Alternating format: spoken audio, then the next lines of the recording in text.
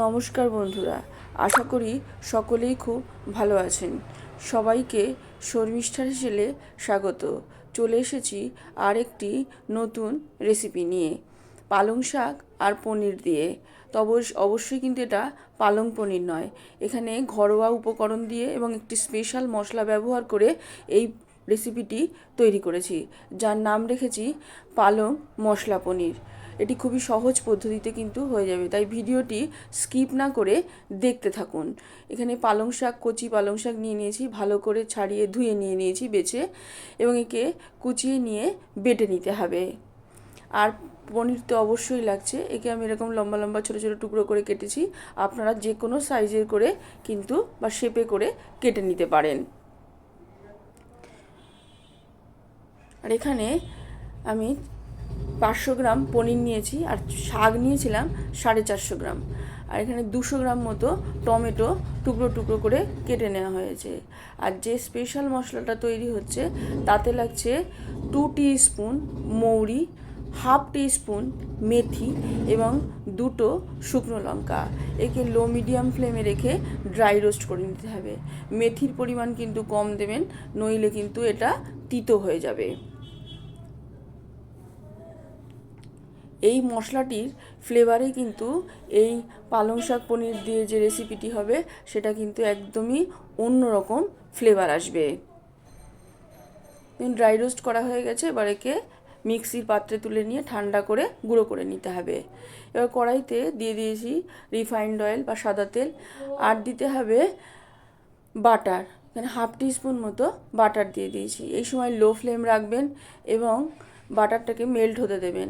Butter যখন দেবেন তখন কখনোই হাই ফ্লেম রাখবেন না, তাহলে বাটার পুড়ে যাবে এবং ফ্লেভারটা নষ্ট হয়ে যাবে। এবার মিক্সিতে যে পেস্ট করে নিয়েছিলাম পালং শাকটা, এটা কিন্তু জল ছাড়াই পেস্ট করা হয়েছে, তবু শাকে তো একটা জলীয় ভাব থাকে, সেটাই কিন্তু এখানে দেখা যাচ্ছে। এবার একে কষিয়ে নিতে হবে। এটা কষাতে মিনিট 7-8 সময় লাগবে এবং মিডিয়াম ফ্লেমে কিন্তু কষাতে হবে। এই সময় দিয়ে দিতে হবে টমেটো পেস্টটা, আর টমেটোর সাথে দিয়েছি 4টে কাঁচা লঙ্কা।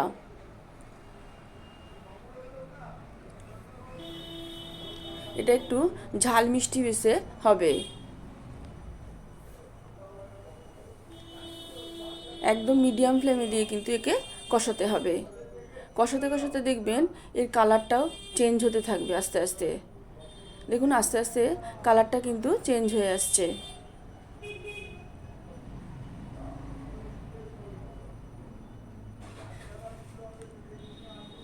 এবং এই কাঁচা গন্ধটা যেটা থাকবে পালং শাকে, সেটাও কিন্তু এই কষানোর ফলে চলে যাবে, এবং এই বাটার দেওয়ার ফলে এবং স্পেশাল মশলাটা ব্যবহার করার ফলে কিন্তু এটা গন্ধটা চলে যাবে। দেখুন তেল ওপরে কিন্তু 7-8 মিনিট বাদে ভেসে উঠেছে। এই সময় বুঝবেন যে পালং শাকটা কিন্তু কষানো হয়ে গেছে। এই সময় দিয়ে দেবেন 1 টেবিল স্পুন কাজু বাটা আর 1 টেবিল স্পুন পোস্ত বাটা, একসঙ্গে গুঁড়ো করে নিয়ে জল দিয়ে কিন্তু পেস্ট করে নেবেন।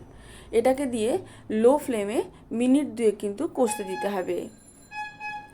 আর কাজু বাটা আর পোস্ত বাটা দেওয়ার পর দিয়ে দিতে হবে হাফ টিস্পুন নুন, বা আপনাদের স্বাদ অনুযায়ী দেবেন বা পরিমাপ অনুযায়ী দেবেন। দেওয়ার পরে দিতে হবে পনিরগুলো। আমি এখানে পনির কিন্তু একটুও ভেজে দিইনি। আপনারা চাইলে একটু মাখনে পনিরটাকে কিন্তু হালকা করে ভেজেও নিতে পারেন। আর বাজার চলতে যদি শক্ত পনির কেনেন, সেক্ষেত্রে কিন্তু হালকা করে ভেজে নিয়ে 5 মিনিট নুন জলে একটু ভিজিয়ে রেখে দেবেন, তাহলে কিন্তু একদম সফট হয়ে যাবে। এবার পনিরটা দেওয়ার পরে দিয়ে দিতে হবে হাফ টিস্পুন চিনি, আর 2 টিস্পুন যে মশলাটা, স্পেশাল মশলাটা গুঁড়ো করে রাখা হয়েছিল মিক্সিতে, সেই মশলাটা কিন্তু এখানে দিয়ে দিতে হবে। এই মশলাটা দেওয়ার পরে জাস্ট 2-3 বার কিন্তু নেড়ে, একদম লো ফ্লেমে নেড়ে গ্যাসটাকে বন্ধ করে দিতে হবে, না হলে এই মশলার ফ্লেভারটাও কিন্তু চলে যাবে।